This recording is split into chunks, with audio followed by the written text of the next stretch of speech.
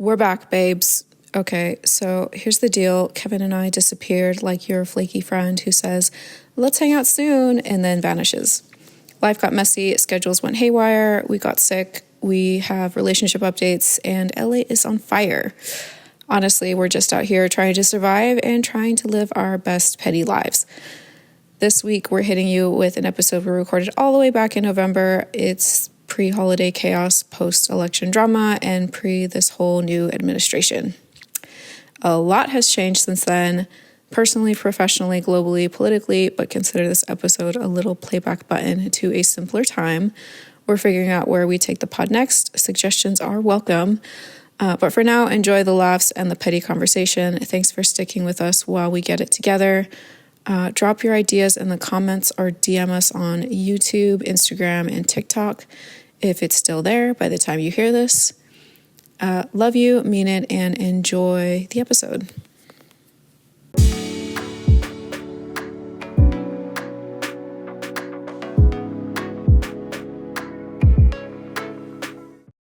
Hello, everybody, and welcome back to the Canceled. Oh, just kidding. Oh my God, I've been watching Canceled too much. Welcome back, everybody. Welcome back to the Your Petty Friend podcast. Dude, that's so embarrassing. It's been a while, but we were committed to making this happen today. Yeah. I've been very busy today, I'm not going to lie. Today? I've been running the fuck around, including going to a 10-year-old's birthday party. Yeah. And then in Inglewood, and then flying back all the way over here, basically traversing all of Los Angeles to do this episode. But I was like, it has to happen. Yeah. You know how it's always like, should I call Nicolette and just be like, are you sure you want to do this? But I was like, no. Canceled last week. Yeah, I know. Which is why I was like, fuck, now it has to be this week. Just get this not get it over with, but like we need it. It needs to happen. Yeah, exactly. And so can't be pushed off anymore. Here we are. We made it happen. I wasn't gonna I was, but yeah.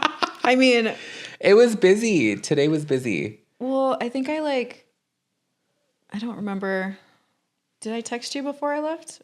No, which is why I called you. Yeah. Because I normally get a text so I can time it out. Right. But then I called you, and Nicolette wanted to go to the Sabrina Carpenter pop-up coffee shop. And I was like, no. I love her, but I'm not going to, no. That's a little too white girl for me. Even though I love experiential stuff. I know. You know what it is for me? What? The time. What do you mean? Time consumption when it comes to experiential things. Yeah.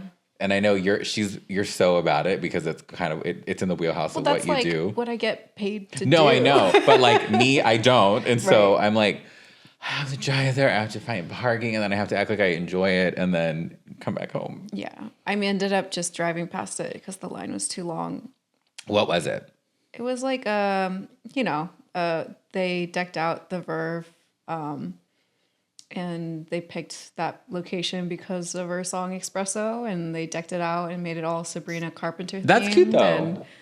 And I saw some of the pictures. There was like a big lip couch, it just looked really cute. And I wanted to see. I saw some videos on social media, and I wanted to go. Yeah, I wanted to go and see it in person. But after I drove past it, I'm just like, I'm not doing that.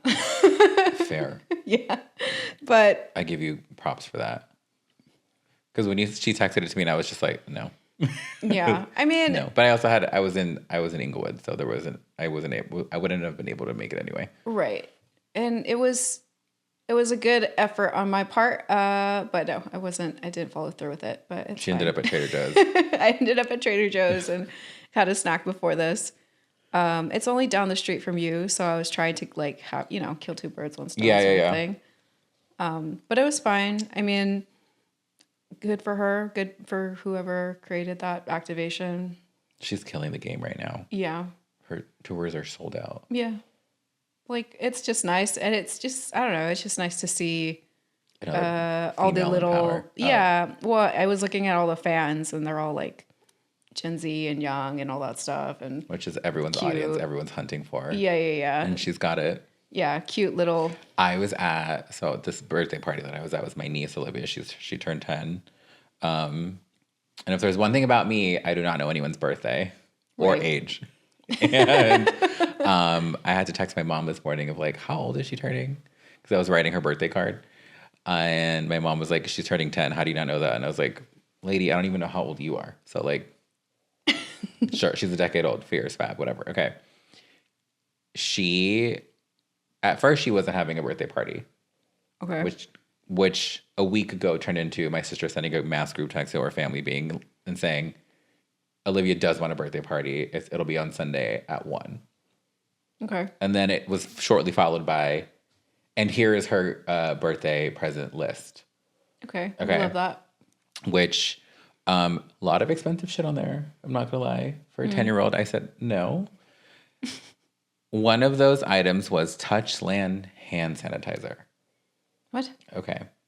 So Touchland hand sanitizer I only know about this because of Janina, because she carries these.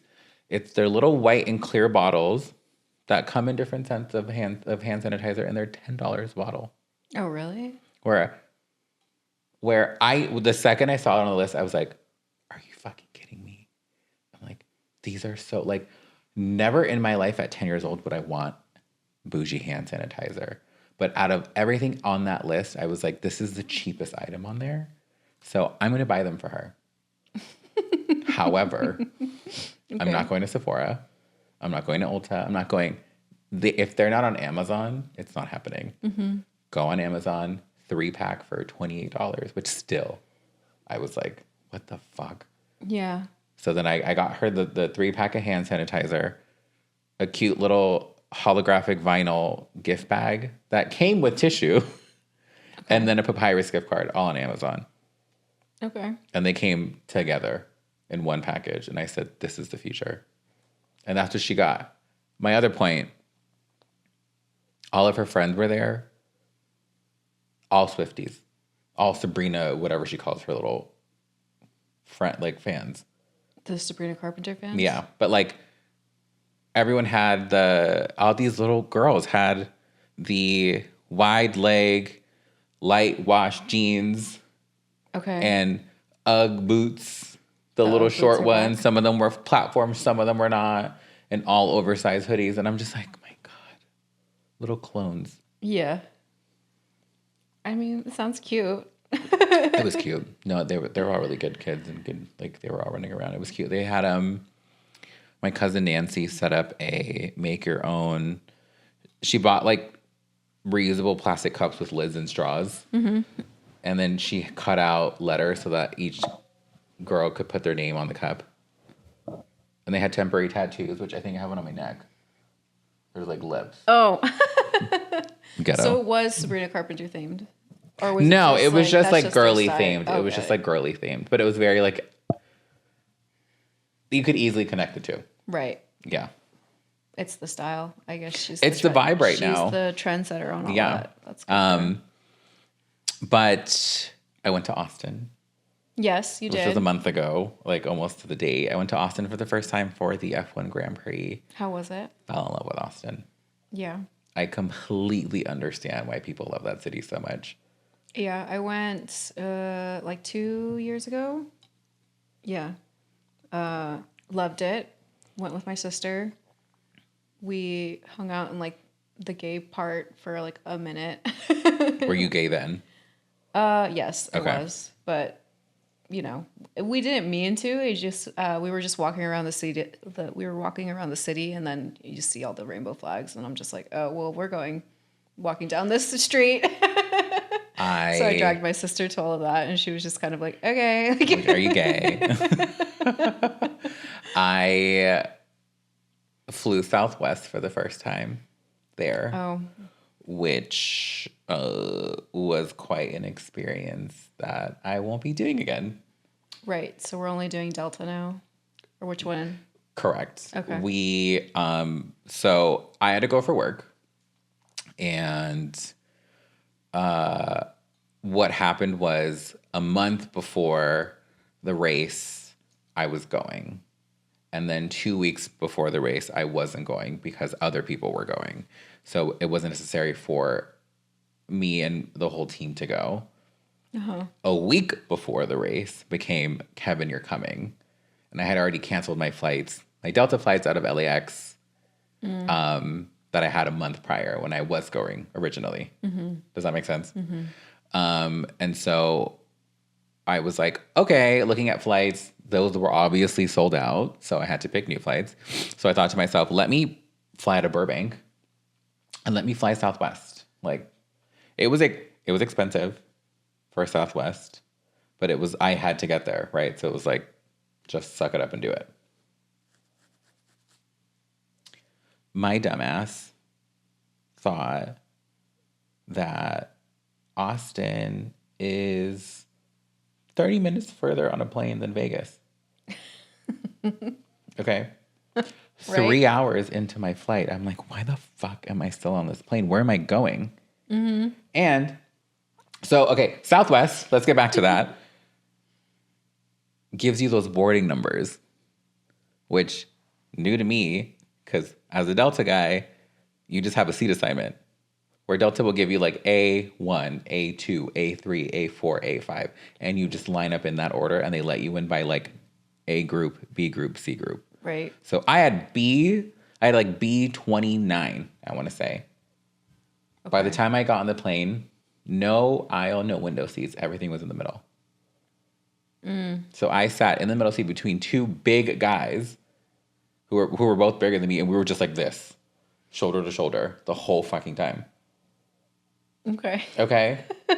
And keep in mind, 3 hours are going by, and I'm like, why the fuck am I still on this plane? So you know what I have to do, because Southwest doesn't have little TVs in the headrest? I had to then buy the $8 Wi-Fi to then open the flight tracker on my cell phone to see where I was and what the fuck was going on. Because you were expecting, what, a 2-hour flight altogether? Oh, hour and a half. Yeah. I'm telling you, 30 minutes further than Vegas. Okay. 3.5 hours. And the seats are so tiny and they're so... I was pissed. I was mad. So what ended up happening is canceled the return flight, or the return part of that flight, and booked a Delta flight in comfort from Austin to LAX. I ditched the Burbank. Okay. And that was a fabulous experience. Thank you, Delta. Okay. I sat down in my seat and I was like, oh, this is flying. Okay. Right. But Austin was lovely. It was my first Grand Prix there. I loved it. So it was such a cool city. You met some like locals too. You told me that story.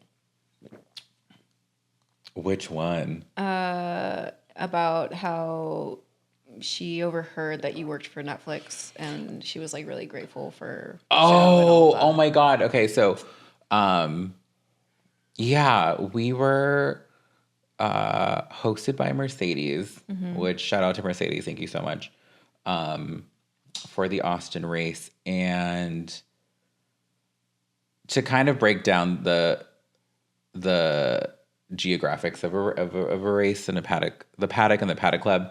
The paddock club is basically each team has their own suite, and you kind of think of it as like a nightclub restaurant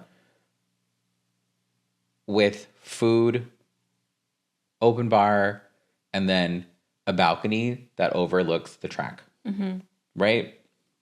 And so when you walk in, it literally looks like you're walking into a restaurant. There's like a hostess stand. It's all designed in whatever team you're in, you know, whether it's Aston Martin or McLaren. We were in Mercedes. It was all black in the like teal green that is the F1 color. And you walk in and there's like a woman there, and all the women there are pretty. Everyone there that works there is like gorgeous. And she was like, hello, welcome in, you know, welcome to the Grand Prix. You know, what group are you with? I told her. And she's like, yep, your table's right this way. So-and-so is going to walk you to your table, right? Because you have a table assignment for the race. Right. And she was Australian. She was this lovely woman. And she asked, you know, I heard that she's like, I kind of overheard, like, you know, who are you with and why are you here? And I explained it. And it was one of the best moments of my career, in this career that I'm having right now, where she just said, thank you so much for everything you've done. And your hard work. We really appreciate it. You really put us on the map. And it's so, you know, it's so cool to see the effect of the show. And I just like kind of got quiet. And I'm like, it's like, I needed to hear that. Yeah. You know what I mean?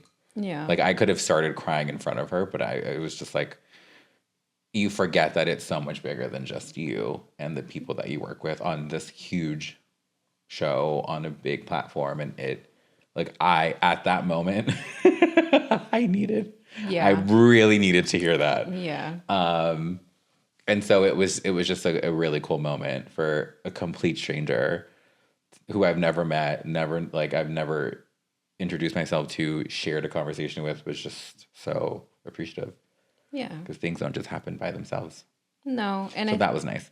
Yeah, I think I guess you kind of lose perspective of like the kind of power that kind of a great show could have, particularly to like a community. I mean, it's obviously it's like a global thing, but at least for F1 popularity in the US, that show has such a major influence on how that sport has become so popular.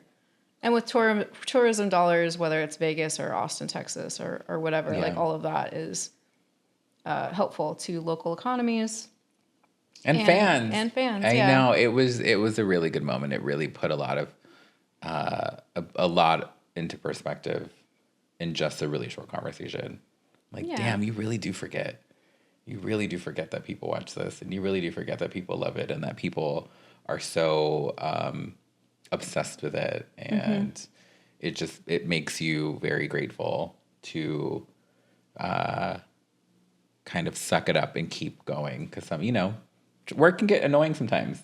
Yeah, work can get crazy, and you need a break. But that was a very nice reminder, right? For, that like, hey, hang in there, buddy. I was like, I really needed that. Okay. I mean, I think it was that phrase. It's like, don't watch how sausage is being made or something like that. Like the process of making it is kind of brutal and it's difficult, but the end result is like a great. Sausage. Yeah. A really good tasting sausage. Yeah. No, it was exactly. It was fun. I had a great time in Austin. I would go back in a heartbeat. Yeah. I want to go. So funny. I posted, there's like the famous bridge, right, where the bats fly over at sunset. Right. And I had to walk around downtown Austin to a few different hotels in the morning to meet with a few people. And so I took an Instagram of me on the bridge, not of me, but like the bridge that was on the fucking bridge. Anyways. Mm-hmm.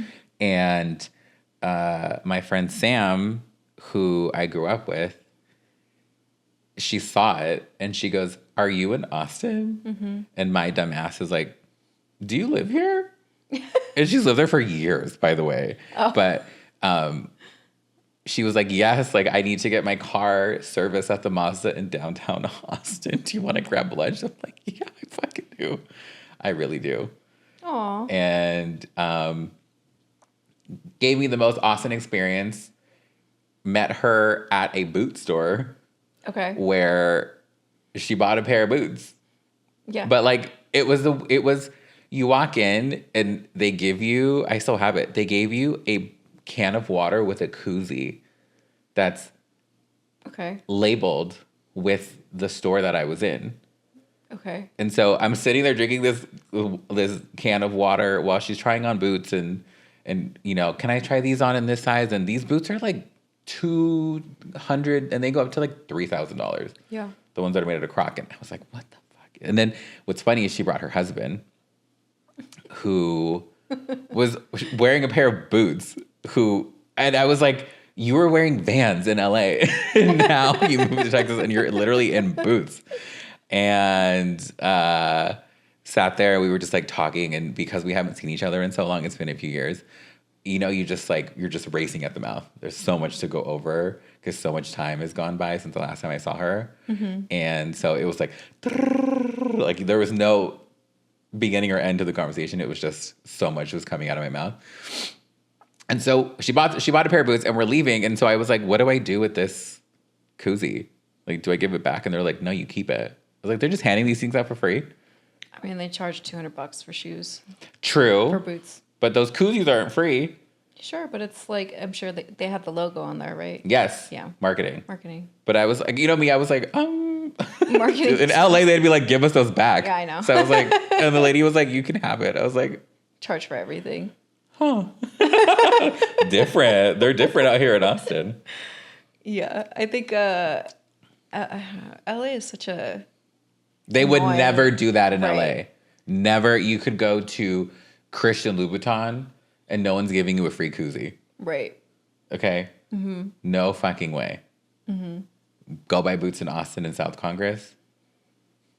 Free water and a koozie. I didn't buy on that same trip. I went to Fort Worth, so I bought my boots there, and then I ended up wearing them at the Leo event. We should talk about that. Okay. Yeah. So Leo is Hot. the hot cowboy I mentioned last time. So hot. He is a beautiful man. He's a beautiful man. He has a beautiful voice. He sings like... But on channel music. Yeah, on shadow music. It's not like the right term for it, but I don't No, know exactly. because it's... If there was a term for R&B on shadow music, yeah, that's what it is. Yeah, I can't remember. I don't know that genre that well. I'm sure like there's a better name to describe it, but it was his release party, and I wore my boots because I don't usually have like a reason to wear boots. And that was the perfect reason to wear boots. Yeah, I just was like, I don't have a cowboy hat, and I was kind of annoyed with myself that I didn't have a cowboy hat. Otherwise, Cowboy hats are a big thing in Austin. Yeah. Everybody had them on. Yeah. And then I ran into like one of my volleyball team members. Alyssa? What was her name? Sorry. No. Not Zan. No. Zan was there too. Zan was there too. Valerie, I met her at another event. Valerie. Zan was there with her gay friend from Australia. Yeah. What was his name? I don't remember. Steve. Zan's going to be so mad when she sees this. Sorry. Well, she knows I'm terrible at names, so. Was it Steve? I want to say it was. He was sweet. He was sweet. He was really nice. Everyone that I met that night was really nice. Yeah. Those two gay guys. They were really sweet. They were so nice. Yeah. And then they were Zan's friends too, weren't they? I think she introduced us to them. I don't remember. Perhaps. Yeah. No me recuerdo. I don't know. It was a good night. It was fun. It was cute. The drinks were strong. Were they? I had rosé. Okay. I've been on a rosé kick. I've been laying off the alcohol, like the tequila and stuff. Yeah. But it was a good event. And it was just nice. The first girl, her name's Ruby.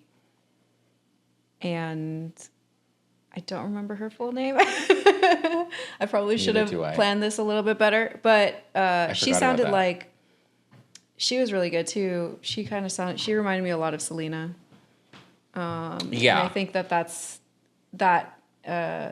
I like, when it comes to Spanish music, I don't like reggaeton that much, but I grew up listening to like Luis Miguel, Selena, and all those other people. So I have more of a connection to like that type of music than reggaeton. But I like reggaeton. I can't believe you're even saying this right now. Do you know reggaeton is the gateway drug to EDM, by the way? I know. But I understand. But it's like, I don't know. I never... Don Omar or Wisin y Yandel?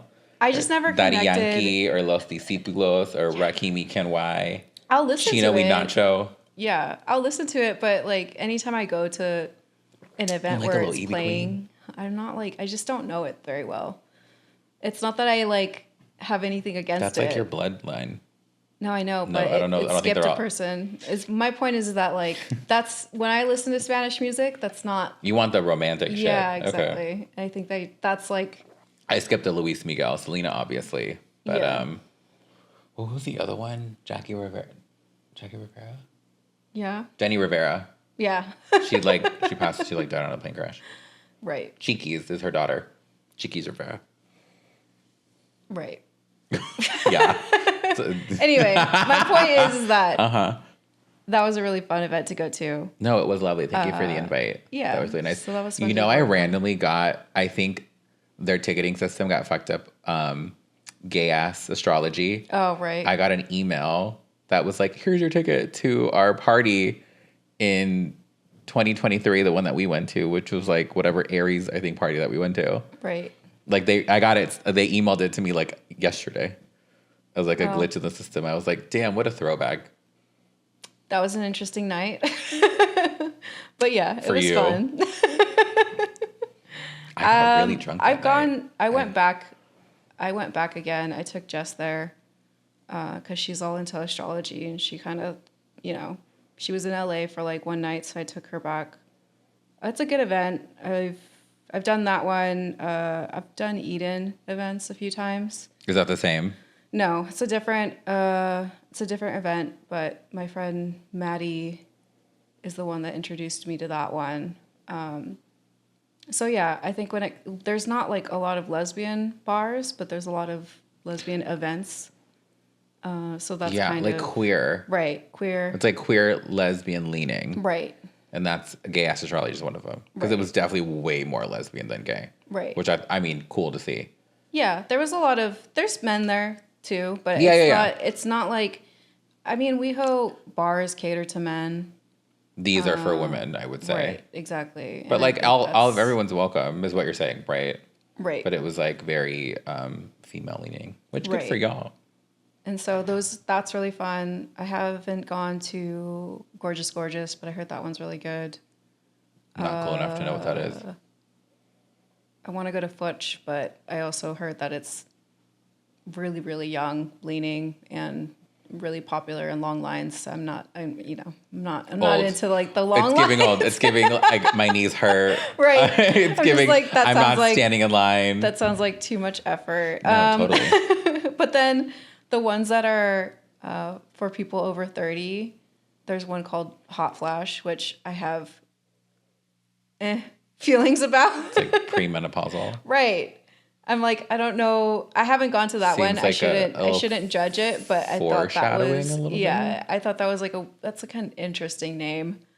But sure, but that's just kind of how it is, I guess, in the lesbian community. So on the nose. Right. I'm just like, I don't know if I want to go to that, but it was fine. I went to a gala last night. So, like it's a gala, but gay. So a gala. It's a gala. It's a fundraiser for Way Out, which is an organization that Zan introduced me to, and that's another one that she works on. Okay. So she was there, and we went to support and just kind of hang out, and it was fun. Made a donation. And then went home. I love luck. But that's my vibe, is like going to like an event with seats. That's where I'm at now in my life. We're gonna fix this just a little bit so we can see your face. Is that weird? Yeah, that's good. Okay. Where was the gala? At the Avalon, which is funny because the last time I was there or did any kind of event there was with Alesso. I do not go to like the Avalon. We were there. Yes. That's literally the last time I was at the Avalon. Let's think. That has to be the last time that I was there. Yeah. Okay. Do you remember? And this woman has been in my brain. I think of her all the time. Okay. So back when we worked in music, right. We used to work with Alesso, right? Okay. I think we recapped this enough. We don't have to get further into that. She was, and not our blonde coworker, the blonde woman that worked at the Avalon, who was, I don't want to say producing, but I guess coordinating on the Avalon's behalf, Alesso's after show from his performance at the Greek. Right. Okay? Does that make sense? Yeah. Okay. So we had, if you ever went to the Avalon in Hollywood, there's the main entrance. Mm-hmm. And what I don't know is there's a side entrance, not the one that goes to Bardo upstairs. If you're facing the Avalon, it's to the left. It's a little side gate, and that's like kind of where the VIPs are going in and out of. Right. Okay. So obviously, when there's a party or there's an event, there's a lot of pre-coordinating that's happening. Names, guest lists, cell phone numbers. There's always a lot of texting beforehand. And it was me, you, Nico. Right. Krista, and I forget this Swedish guy's name, and he had 2 women with him. Who directed one of Alessa's? Who used to direct Alessa's videos?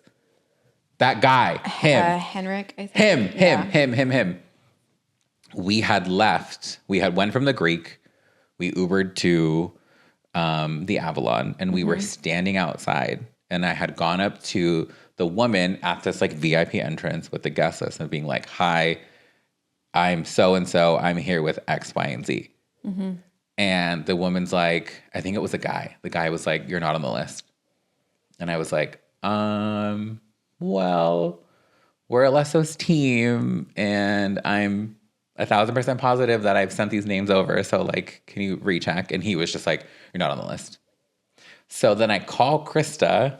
Sorry, Krista wasn't there yet. I call Krista, and I was like, "Hey, we're outside, and like Henrik is here," which is like at the time a big deal that he was with us or that he was there. And she was like, "I'll call you right back." She calls this blonde woman who worked at the Avalon. And I kid you not, 30 seconds later, she comes out of nowhere and just starts yelling at this guy. She's like, "Let them fucking in. Of course they're on the list. You guys, come on in. And I was just like, I love this woman. Yeah. Like, I think about this all the time. All the time. I think about the way she came out with her long blonde extensions that were so obvious, by the way.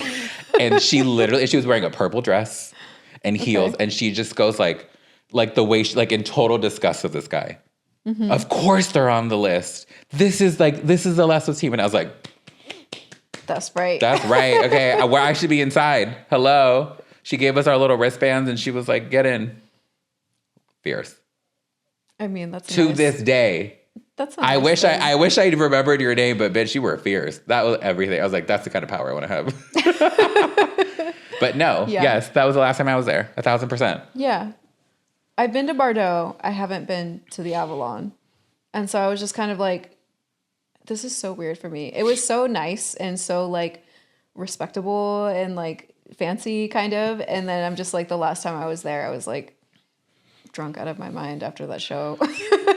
I was tired after that show. Yeah. I didn't have a single drop of alcohol because I was exhausted. Maybe not drunk. Just not in the best headspace. I just remember I snuck out. I was like, I'm tired. This is different. What? Like actually working? Well, because I was like, we worked the show. Right. And then I was tired from that. Well, yeah, it's like a whole but you day keep going. thing. No, it's like a whole day and night thing. You just keep rolling with it. It's like a 24-hour thing. No, thank you. And can't do that anymore. I mean, no, my bones hurt. Yeah, no. My bones hurt. I'll do it if I have to, like with but events. Not for Sometimes fun. You have to, yeah. God, what a memory. I remember I Snapchatted. Oh, right. Do you? We used Snapchat. That was the thing. Like, yeah. That was the thing. And Krista would do all of Alessa's Snapchats. Do you remember that? And she would be running. I will never forget this. She was so good at it. She would run around. She was running around the Greek theater, like running his Snapchat of his show. But she was like so clever with all her little like. They weren't even gifts, or maybe it was like gifts before gifts became a thing. She was just little like the little animations that she would throw in to be clever and funny. Bitch, good on you. That was great. But I just remember her like running. She would be running from like side to side of them. Like, damn. Yeah, Krista was really good at the Snapchat. Yeah, she was just. I think out of all of us, she was just the best at actually being on Snapchat all the time. But yeah. I remember, so our boss at the time, she followed me on Instagram, and she ended up asking me one day if I had Snapchat, and I said, no. Fair. I always say that I would answer it the exact same way. I was obviously lying, or she said, I don't know if it went exactly like that, but she was just like, I think she knew I had Snapchat, but I think she was implied that she wanted to follow me, but like that was kind of like my private social media. You're like, not my or whatever. nudes. Yeah, no. I was just kind of like, I'm not gonna let you follow me on there. But it was like it was like me setting boundaries with her, if that makes sense. I didn't know that's what I was doing at the time. No, completely. But I was like, it was that kind of environment where we were all following each other on social media, and I was like holding out. I'm like, unless she asks me, forces me. Yeah, exactly. Yeah. But I remember specifically her talking about that, about how she wasn't following me on Snapchat or something to that effect, and I'm just like, So my current boss now follows me on Instagram. Oh, is he? Wait. Hold on. And my last post is a body progress post that I really liked and I was really proud of. And the second I took it, I said, that shit's going on Instagram. I am memorializing this on my internet footprint for the rest of my life. Right. And I'm weird. I'll post things at 8 in the morning because that's when I have time to like think about it, post it, and then run away from my phone. So, jump in the shower. No. I just like, I posted, I'm like, okay. Like trying to put my phone face down and I don't want to see that for a while. Right. Post it. I get to work at 8. I think my boss got there at 8:45. He walks in and he goes, "What's up, thirst trap?" I was like, "Good morning." But I was really proud of that photo. I still am. Yeah. You showed off your new tattoos. Barely. I mean, well, I think that's what was so funny about the caption, because I think that's what you said. And yeah. It's like new tattoos. I'm like, you can barely see them, but fine. Like you can. A little bit. Yeah.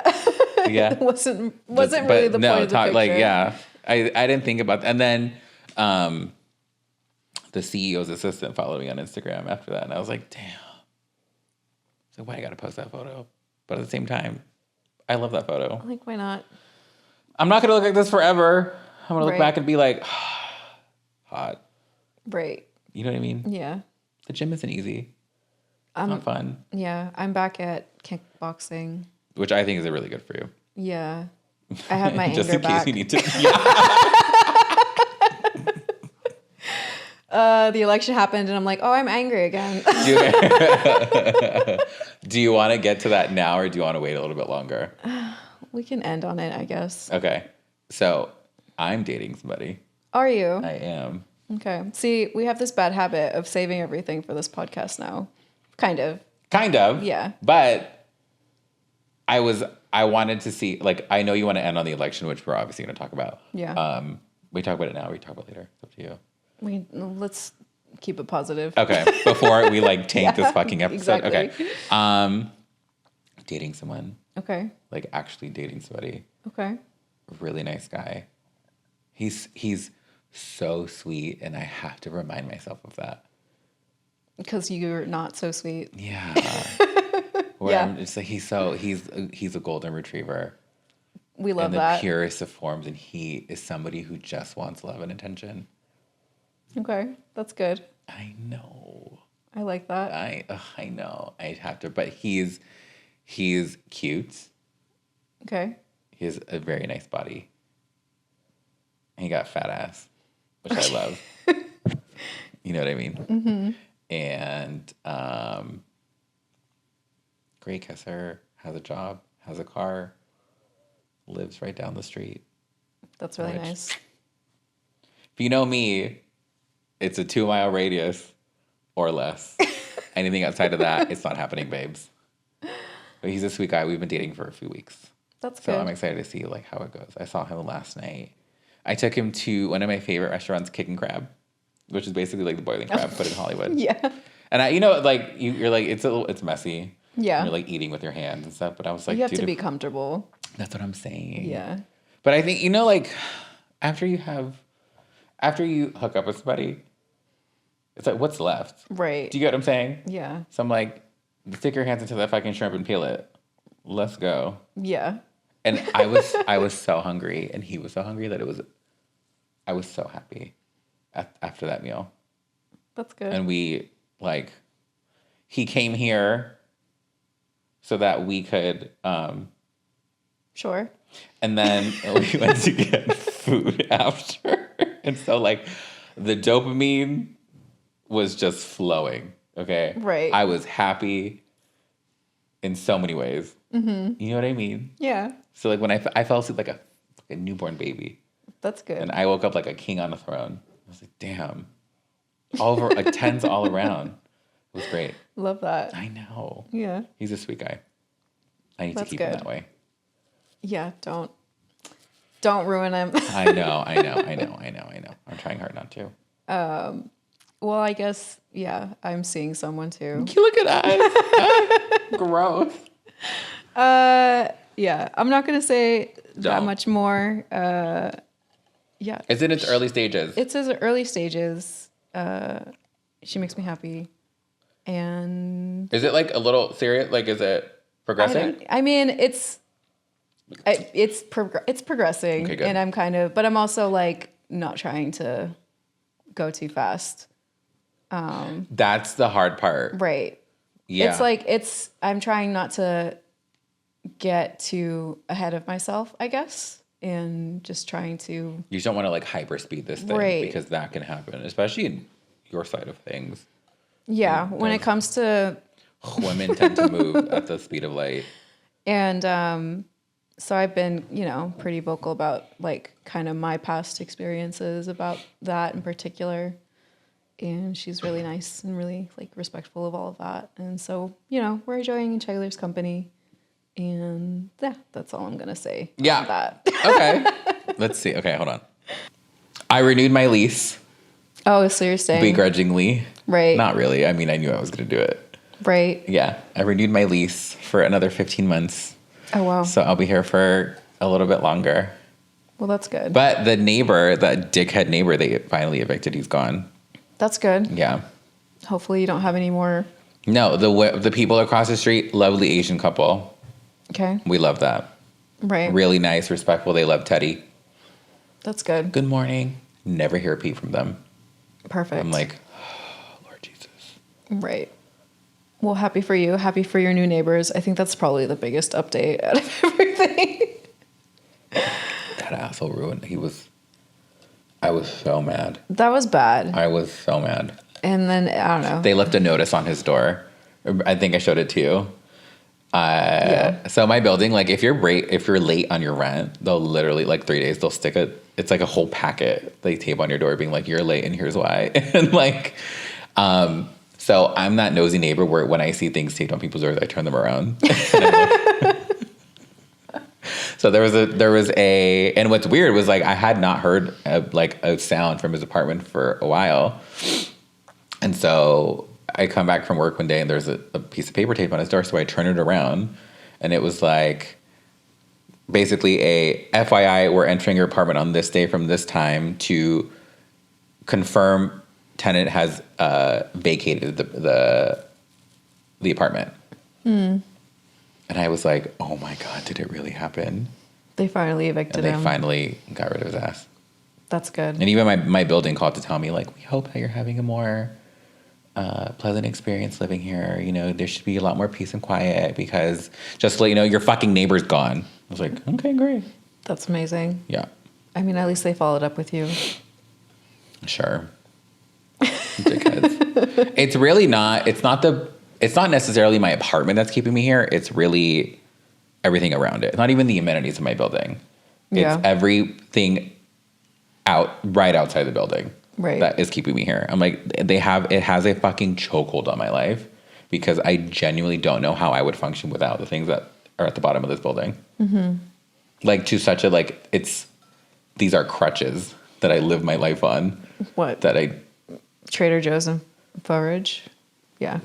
How am I supposed to eat? Right. Like, what do you mean I have to drive to grocery shop? I mean. Do you know what I mean? But think about it. I like that it took me like making you go to Trader Joe's. That was 1,000% you. Yeah. I was like, how long have you lived here? And how long have you not gone to Trader Joe's? You were here for like a few months. Shut up. It was. I didn't, because I didn't know how to cook. Right. And I was like, I know how to cook more now. Which is like the perfect thing to have as a Trader Joe's if you don't cook. So that's why I was like, okay. I think you were going to Whole Foods or something. Oh, the hot bar at Whole Foods. Yeah. I'm just like, okay, Dude, that's expensive. The amount of money that I was blowing at or spending, I would go there for breakfast and dinner sometimes, but like every day. Yeah. And I didn't even, it didn't even like, not even nothing could stop me where I'd be like, it's breakfast time. I'm going to Whole Foods to get food from the hot bar. Right. Dinner time, I need to go back to Whole Foods to like get food from the hot bar. Like 14. Well, it's not cheap. Yeah. I mean, it kind of is now that I think about it. Probably not anymore now. Right. It was like $15 every time I would go. I just remember you telling me that. I'm like, you have a Trader Joe's. And you're Look. like, is it good? I'm like, so I dragged your ass down there. And then you kept buying plants from there.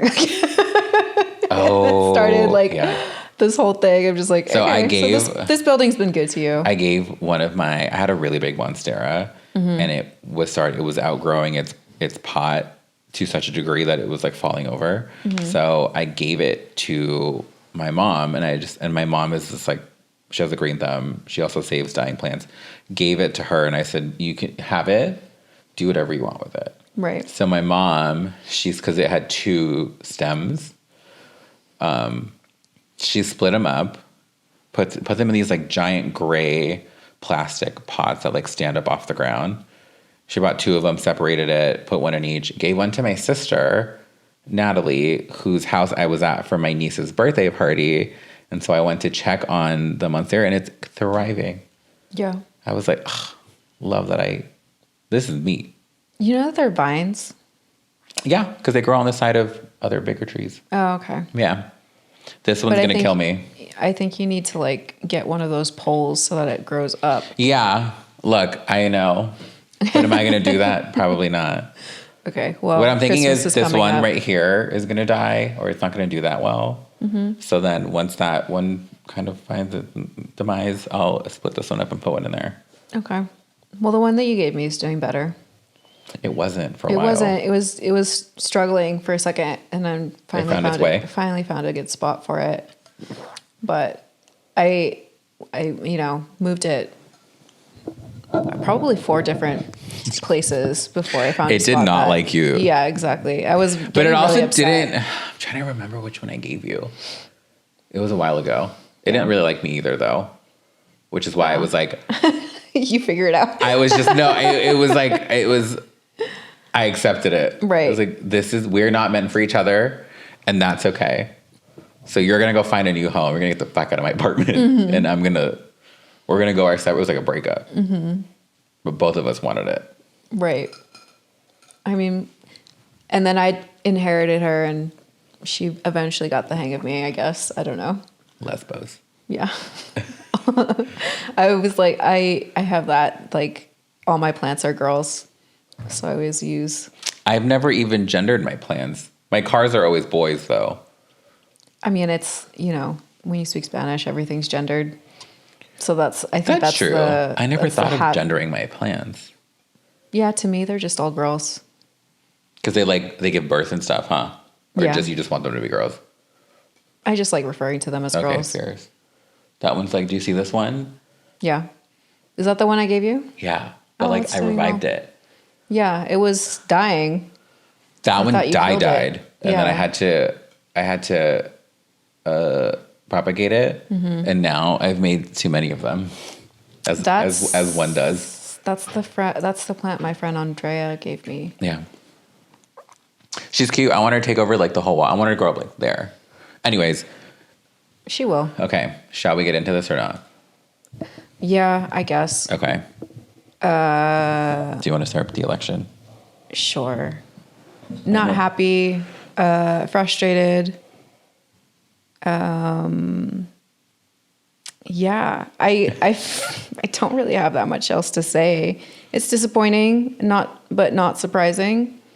And I think that's the most disappointing part about it. I had hope. Yeah. That she was going to win. I really did. Yeah. I had hope. Was I surprised that he won? No. And keep in mind, it was a very hectic week for me in terms of work. Work started out really rough that week. Really, really, really, really, really rough. To where I had forgotten about the election on Tuesday. Yeah. And I made it through a good portion of the day and was like, holy shit, we're electing a new president today. I didn't check the polls until about 8 o'clock at night, which is really when they start counting them. Right. Like when you can actually When start they start seeing closing, but like the numbers start being online and on TV. Only checked it once, and I could already see that a landslide was happening, or that he got so much further. it wasn't a landslide. But like But it he was was a ahead. huge jump. It was a sizable gap. It was like, well, the red states tend to close earlier because they don't have as many people to count. Right. But votes. like even I don't remember an election where that's happened. No, Where, no, like, no. It's always like that. Really? Yeah. Okay. It's always like, it's like because blue states tend to be more populated. So it takes longer. It takes longer to count. Red states, There's like 4 people. yeah, Okay. they close earlier, so they'll count those earlier, and so it's usually red states end up closing and being ahead for like a couple hours, And then they well, they're catch supposed up. to. They're supposed to they're catch supposed up. to catch Yeah. up. That never happened. It never happened. And so from that one time I checked, I said, unfortunately, that's a wrap unless, and he's our new president. And sure enough, I mean, I went to bed at my normal time. I wasn't going to stay up and watch that happen. And then woke up and sure enough on TMZ, Yeah. he was our president, which is different for sure. I mean, I think it's, a lot of people are just saying, I hope you get everything you voted for, because his policies that he ran on were absolutely trash. Okay. Yes. Yes. So, one, I genuinely think that this country was very angry at the Democratic Party. Yeah. And they took that out at the polls. They were like, fuck you guys. We want you out. Yeah. Right? And it was to such a degree that I've never seen before, because when you look at the map, this country went red. Yeah. Even California, when they broke that down, I was like, are you fucking kidding me? Yeah. Right? Which was shocking. It was shocking. And it was the first time I've ever seen that before. Mm-hmm. How it was so much, we were bleeding. It was everywhere. Right? I also, like, some people really want to learn the hard way, and you just have to let them. Yeah. Do you know what I mean? Yeah. And I'm like, it's like this is what you wanted. Shit's going to get crazy around here for the next 4 years. But, like, just remember, this is what you voted for. Right. So I'm very much like, have at it and witness what's about to go down. Right. And like, that's like, but that's like, It's already started. It's already started, but it's like, this is what you wanted. This is what you wanted. Right. So, but what's really, so many young people are Republicans, which is nuts. It doesn't surprise me. I think, I mean, it was a divide in gender. Men voted for Trump, particularly Gen Z men. And I think, we, women, millennial women, Gen Z women, we were raised to be smart, independent, to know that, take care of yourself, having an education. Don't need a man. Not Or like, you don't necessarily need to rely on a man. Yeah, not necessarily you don't need a man, but don't expect a man to take care of you. Fair. And I've had this, like, at least for me, or for like most millennial women, we were raised by mothers that were told, you can have it all. You can have the family, you can have the career, you can have it all, you can do it all. And boomer men got to benefit from that, from having a wife that also not only brought in money, but also took care of the household. And the kids and the family and everything. Right. And then they all got divorced because it's like, our mothers got worn out by that whole situation. It's like... Yeah, they were tired. Right. They were tired. A lot of them just got divorced. And the girls saw their moms, what they went through. And the boys saw their moms doing everything and not really acknowledging the part where they were being neglected Right. And I think that's why it's so hard for straight women to date now, is because men have this expectation of like, they want that. They think we're back in the boomer era. Right. Which is so interesting. And I think it's like, I think Gen men, Z, you guys are trash. right, Sorry, go on. exactly. And that's women are more educated. It's becoming... And more emotionally intelligent, I would say. Right. I think, empathy is one of the highest forms of intelligence. And men are not empathetic. Men are not empathetic at all. And I think it requires empathy to have, an understanding that, like, the way you vote has consequences. I think part of the problem, or part of the mindset with, Trump voters in particular, is like they see it as like a game, like to own the libs, or like, oh, red versus blue, and like it's not like a big deal, and it's, it is what it is. And I think women in particular, first of all, more educated, understand how tariffs work. Don't know what a tariff is. I mean, it's like the whole premise of Trump's, policies have to do with that. And I think a lot of people just don't fully understand how that even works. I had a friend today call me and say that he's getting his dual citizenship for Mexico because they're going to start deporting people. Is that true? Yeah, that's what they were... How true is that? I don't believe that. That's what they ran on. And if you look at any of like the clips coming from Trump's rallies, they had signs that said mass deportation. And I'm just kind of like, what, like, I mean, I think, Latinos in particular, they see that and it's like, well, I'm fine. I'm a citizen now, so I don't really care. But there's policies that are going to go against that, from what I'm understanding. Right. Is that okay? This is true. I mean, they're trying to do mass denaturalization. So if you... Okay, you're the second person to say this to me, so I'm assuming this is actually accurate. Right. Okay, go on. But the problem with that, it's not that easy. I mean, every person... Because how could you do that? Every person has like their day in court. Like, it's a legal process to denaturalize someone. So I think a lot of the things that they ran on are impossible. Kind of hard. Right. Okay. So there's hope in that sense. Like, you can't just denaturalize not in everybody. 4 years. Yeah. Right. Also. But you can start it. You can start the process, and you Didn't can. he start and the I think wall? But I think a lot of it is just it's a game of fear. It's a game of intimidation. They're gonna denaturalize people that they can denaturalize easily. Theoretically, Elon Musk can be denaturalized because he's gone on record of being here under a student visa, working under a student visa when he wasn't supposed to. Like, those are grounds to be denaturalized. Sure. It's like if you lie during the process of becoming a citizen and they find out. Yeah, but now he's like the head of... I mean, he would never... DOGE or some shit. Yeah, which is just a scam to promote his cryptocurrency. Is that Dogecoin? Yeah. Oh. So anytime you talk about that job in particular, it's connected to the name Doge. So what's that? I mean, buy Dogecoin, I guess. I don't know. I mean, again, a total scam. Really disappointing. And I'm not an Elon Musk fan, and I never have been. And also, anybody that bought a Cybertruck and can't get parts, that's what happened when Tesla first came out, which is why I thought they were shit.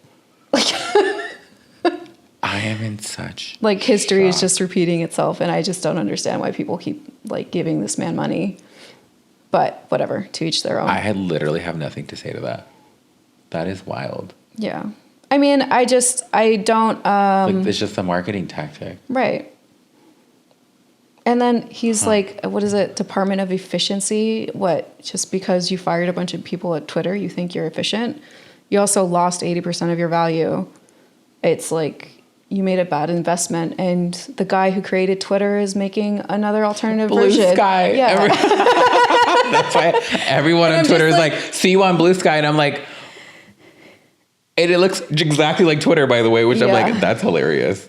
And then I guess gay men only really care. It's like, well, is there still like the content that we like on there? I'm like, probably. Just I don't know. Like, You know, gay Twitter will go. gay and Twitter, infiltrate. yeah, gay Twitter will do whatever gay Twitter does. But anyway, my point is that we hired someone who's had 6 bankruptcies, multiple sexual assault allegations to run this country for the purpose of the economy or whatever. His economy. Yeah. And I'm just like, an economy for who? Like, I don't get it. I don't understand it. And I'm just trying not to cry. Yeah, no, I can tell.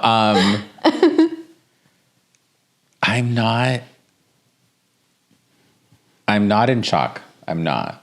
I mean, I'm in shock about this whole Elon shit. That's nuts. About the election. I had this feeling. I really did. And I was like, I hope she could take it.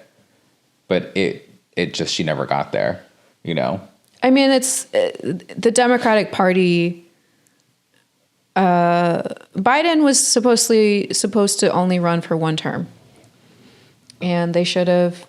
They should have done that. They should have did that swap out much earlier. No, I don't think they should have ever done it. They should have gone through the process. You should have let him step down, step aside, and then step down elect. while he won the 2nd term is what you're saying, or not step down at all.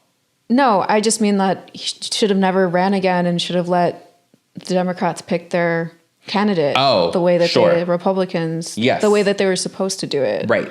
I agree. I was thinking because she didn't have that much time to campaign the way that Trump did. Right. So I'm just saying, if you were gonna do that the way, but she should have campaigned against all the other Democrats that wanted to be in that position. Can you do that though when there's your boss is also basically? Well, he originally ran as I'm going to be a 1-term president, and then decided, no, I'm going to run again. And then it wasn't the Democratic Party fell in line, and they're like, okay, if you want to run again, we'll come back you. Sure. And then he stepped down when the writing was on the wall that he wasn't going to win. So he stepped down, and then Kamala stepped in. But I think a lot of people were upset with the Democratic Party for that, not giving the American people a chance to pick the Democratic nominee. Yeah. Okay. My thought process is, because it got to a point where push came to shove, and it was you cannot run. Right. You physically, mentally cannot run. So it needs to be Harris. Right. It should have happened a lot sooner into the campaign. Does that is what I'm trying to say? Does that make sense? She needed more time to get out there and rally and get people, on her side. Yeah. Because if you think about how long Trump had, right, versus how she had few months. Well, left. it's not just that. Trump has, he's had The Apprentice. He has so much screen time just in the course of his entire career. And you can't ignore that. People know who he is. True. And Kamala Harris, she wasn't a very out front vice VP, president. Yeah. I mean, I'm not saying that she didn't do anything, but the question of what have you been doing for the last 4 years was constant. Who was Trump's vice president? Mike Pence? Yeah. We never heard from him. Did we? I mean, again, if you're... I can't, but my point is that if that was COVID, right? Yeah. But if that's what Joe Biden wanted, was for Kamala Harris to be his successor, then she should have been more out front during his entire term. No, I agree. 1,000%. Again, I'm just I think it was there was a better way to go about this. There was a better way to go about it, and I think the same thing happened in 2016 when Hillary won the nomination, and a lot of people felt like Bernie should have won the nomination. there's a Good lot old of Bernie Sanders, man. right. And I don't agree with Bernie Bros at all. I think they should have. I dated a Bernie Bro for a second, and that was a terrible experience. And now you're lesbian. But my point is that like, I think the Democratic and the Republican, both parties are terrible at running their own elections within their own party. Like the fact that the Republicans couldn't figure out a replacement for Trump with all of those allegations. And like, I understand and then that he has could go a to strong, jail. right? That's a real possibility. He Yeah. could run the country from prison. I mean, Which is so embarrassing, you guys, for us in this country. Like, it would never happen. What are we doing? It would never happen. He'll never go to jail, I you're don't saying? know. They might try, but they're not gonna. He just like bail himself out. Well, the Supreme Court will step in. The Supreme Court that He has put full in. control over. right, like it will never happen. Oh my god. But I think that's my whole point, and it's just this is just tired of living in unprecedented times. Let's put it that way. Sure. But yeah, our whole like democracy and constitution has been put to the test, and I don't know. It feels so fragile. Yeah, it was definitely weird Wednesday. Yeah, Waking up and just being like, "What, you guys?" yeah. But I just remember like waking up 2016. was that the Walking into WeWork because that's where we were was that his first? the first time. Yeah, we were working together at WeWork. Were you gone? No, I don't think we were. No, we were. Yes, we were. Yeah, I'm trying to think. Sorry, Biden was COVID. yeah. Trump Biden was before. Trump was before. Okay, sorry. 2016 Okay. Ooh, sorry. against Hillary. Hold on. I don't know. Do you want to change batteries? We're gonna have to. Okay. Okay. I'm not sure where we left off. No, Trump was 2016. We Yeah. work. So that's Sorry, we had to change batteries. Leave us alone. yeah. I just remember waking up that day and feeling so devastated. And this time it was just Even more so. no. Right? It was just more like Well, it was very like here we go again. It's such a letdown of like, did we not learn the first time? Yeah. But here, back to my point earlier, if this is what you want, if you want to learn the hard way, who am I Yeah. to stop you from that? yeah. So yeah. I don't know. Anybody that voted for him, I'm just yeah. I'm like at the point where I don't really talk to the people who would vote for Trump anyway. If that makes sense. Like No, totally. I have a lot of like Trump supporters in my life, and I'm not like that close with them for a multitude of reasons. I don't know. I think how much more can I cut them off? How much more can I like Like they're basically headless at Right. this point. Interesting times are ahead. Yeah, I guess. And I think When is the inauguration? Is that February? no, it's January like 20th, I think is around there. Or Okay. it's supposed to be Martin Luther King Day, which was supposed to be like No. a great thing if Kamala Harris actually won, because she would have been Right, first black president. yeah. That would have been a moment. That would have been a we're not moment, gonna but get we're not that. having that. We don't get to have that. No. Yeah, interesting times are ahead. They haven't even started yet, which is crazy. I'm just mentally exhausted by being alive all the fucking time. Yeah, And I'm this tired. does not help. Yeah, Like in the least bit. not at all. And I think it's one of those things where it's just it could get really, really bad. But people will fight, and people will, people are going to put up a fight, and they're not going to like bend over backwards to appease to him. He's surrounding his entire cabinet with people that will do whatever he says. Correct. But, there's still, a lot of organizations, a lot of people who, regardless of who won, are going to fight for the things that they believe in and defend the very people that voted for him and their rights. Yeah. And that's it. That's all we can. That was the really election. do. That was our. That was the election in like 20 minutes. Yeah. It'll be like it's an interesting time ahead. I mean, it's not like I was like, you know, there was a lot of things about the Democratic Party that I wasn't happy about, and I'm usually more vocal about politics. But did she really support this like war? This like Palestinian Israeli war? I think it's that her support of Palestine is a little bit up in the air. Her talking point is basically that, you know, we need to support Israel, but we also need to minimize bloodshed or something like that. She has alluded to being more pro-Palestine, but at the same time, given the fact that her job was to get elected across the board, it's not like she could go super hard left. But a lot of people use their vote because this war has gone on for over a year, because it's seen as genocide, because of all of these really, really immoral reasons. A lot of people chose to vote against her as more of like a fuck you to the entire system. It's like, okay, if we're going down, we're taking you down too. Yeah.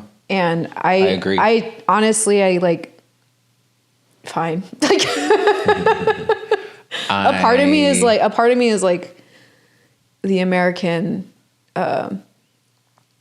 imperialism had this coming was what I don't know what that means. It's like the whole America's involvement in other people's business needs to stop. Is coming back to bite them in the ass is kind of how I'm looking at it too. Okay. And I'm like, we need to stop doing that so much in general. Yeah, and I mean, I think we need to leave. Like we should let people fight their own fucking fights. Yeah, I mean, stop sticking our noses where it doesn't belong, and stop sending all my fucking money somewhere else. Right, and I think the anger that a lot of people have towards immigrants coming from South America in particular, it's our fault as an American society for why a lot of those countries are so destabilized and they need to migrate. It's our fault that like the climate is in a way that it is because Americans are one of the biggest consumers that is basically causing climate change and causing all these natural disasters that make people's homes uninhabitable. Like, it's our fault that all of these people are trying to just survive and coming here to do that. Right. And we have people from North Carolina and Florida, and, you know, when Katrina happened, you know, they moved to other places. They moved to Texas, or they moved to more up north, farther away from the coast. All of those are cases of environmental immigration. And it's happening within our own country. We're a big enough country for that to happen within our own borders. And to expect that, like, our influence on the rest of the world, on the rest of the world's resources, isn't coming to bite us in the ass is delusional. Right. So that's my stance on that. My stance on immigration is that it's going to happen whether we like it or not, so we might as well make a system that works. Because people are going to do what they need to do in order to survive. And if that means moving from where they live because it's being pummeled by climate disasters, then that's what it is. Right. I didn't think about that whole, like, our influence on other economies. But it obviously makes a lot of sense because we outsource everything. Yeah, but it's also like the American way that influences other countries too. You know, Americans were the ones that started to eat meat at such a scale to where we have to like it's an American thing to eat the amount of meat that we eat. And it's like other countries want to be able to do that, to eat meat on that level. But to eat meat on that level, you need to have production on that level. Yeah, and that is extremely damaging to the environment. And so it's like, just because too much of a good thing is not a good thing, like, is my point. And it's like a huge complicated, conversation to have. But my point is that, like, the American way of life is not sustainable for everybody to be living. And to be vilifying people for responding to, like, what we've done, vilifying Palestinians for responding to Israeli attack. Like, what did you expect? And who knew Palestinians had that much, like, weapon power? Well, they don't. That's the point. No, but they, like, did, or they do, because they kind of, this triggered something. Somebody triggered something, and then kaboom, and then now we're in a war. I mean, do I have it right that it was them? I mean, kind of. When you take it to the first event, wasn't it them? Or it was like Hamas? The initial terrorist attack. Yes. Yeah, but when you have someone, but I'm like, damn, where did you get that from? I mean, do you get what I'm saying though? It's whatever they have, whatever firepower they have, is nothing compared to what Israel has. Yes, I get that, but I'm just saying, to even have something that triggered a war, like, how the fuck did you do that? Where did you get that from? Sure. Do you know what I'm saying? I wouldn't argue that. I'm not saying that what they did wasn't substantial. It was.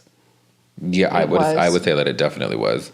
But I'm saying that the response was a lot more dramatic. Yeah, sure.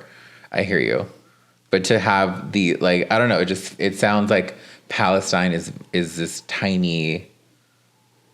Yeah, but it's civilization, and I'm like, where did you get this fire? Where'd you get all these, like, weapons? I mean, there's other countries that could have supplied them, but that's not the point. The point is that, like, I hear you. No, I know. I'm losing focus, but I don't. They seem like a really small civilization. My point is that, like, that entire area used to be Palestine. And it became Israel after World War II. They are visitors, and they took over. See, I didn't know this. Yeah, they took over, and it's like, again, like, what did you expect? Fair. So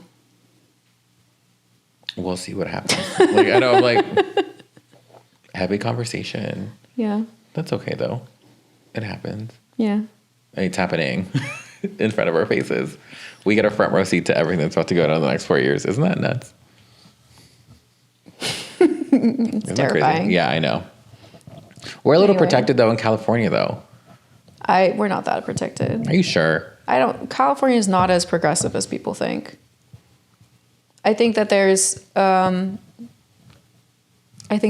like, obviously they have a stronger hold of California's government, but that doesn't mean that it's not vulnerable to Republicans. Sure.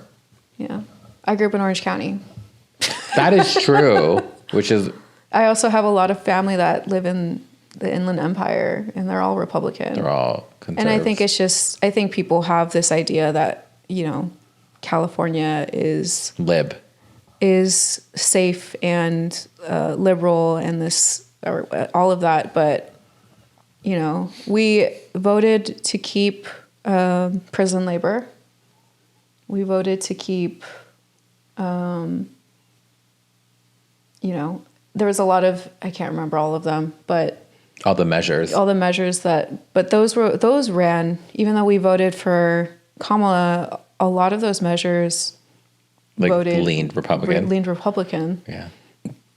It's crazy. I'm telling you. So that's what I mean. I'm just like, California is not safe. Right. From, like, where it's a lot more, where stuff. There's more. Yeah. Yeah. So, and I think even this state went pretty red. Yeah. Nuts. Compared to what it was 4 years for ago. 2020, it's a lot more red. Yeah. And to be fair, like, people are. I think that happens. That's what's supposed to happen. With every election cycle, there's supposed to be a correction in the other direction. But in this case, the correction in the other direction is the Trump administration. This one skews a little too extreme. Right. So. Okay. On that note, we're done for the year, right? Oh yeah. Okay. So we've been doing this for a year, basically. Yes. Yeah. This is our anniversary episode. Yeah, we started this in November. We have 57 subscribers. Thank you to all 57 people. Cute. To our subscribe to our channel and our podcast. We really appreciate it. We started this last November. We're ending it on this episode. We're ending this season. Yeah, and we'll come back. You're not going to cut me off too, okay? Oh yeah, I'm done with you too. Done with everybody. Yeah. Gonna go live in a hut somewhere. Like in Puerto Rico. But I could do that. I mean, I want to do that anyway. I don't need Trump to be president to want to do that. Yeah. Yeah. I might just go back to Mexico. That's what my friend was saying. That's what my friend was saying today. He's like, I'm getting my dual citizenship because I just want to retire. Yeah. In Mexico. And I was like, why can't you just do that now? Like, Trump, like, you should be doing that anyway. Yeah. And do that now so that I can go too. I don't know. I've been meaning to get my dual citizenship. I want to go on fucking vacation at your place and not pay for, like, yes, yeah. Go. I mean, buying real estate in Mexico is extremely risky, but theoretically. It's like cartel. Like the cartels. No, it's more like theft and cartels. Yeah, sure. Getting involved with the cartels. My family is big enough to where we've had like incidents with the cartels, at least the ones that are still in Mexico. So it's not. That doesn't sound like fun. It's not like a thing to laugh about. It's like a real thing.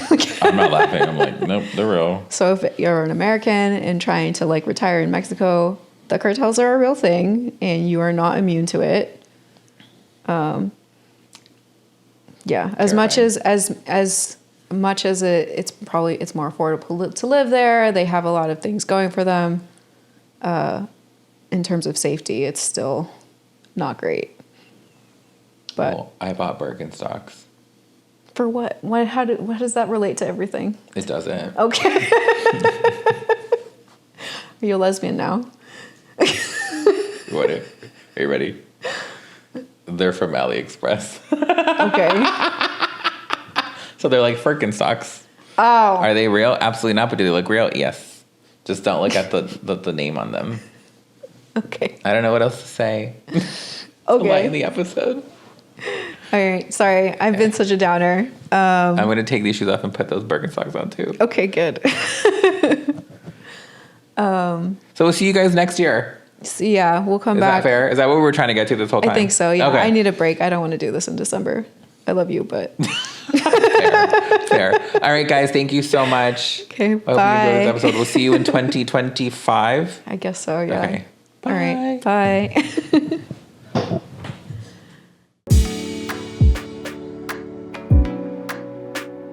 Thank you for listening to the Your Petty Friend podcast.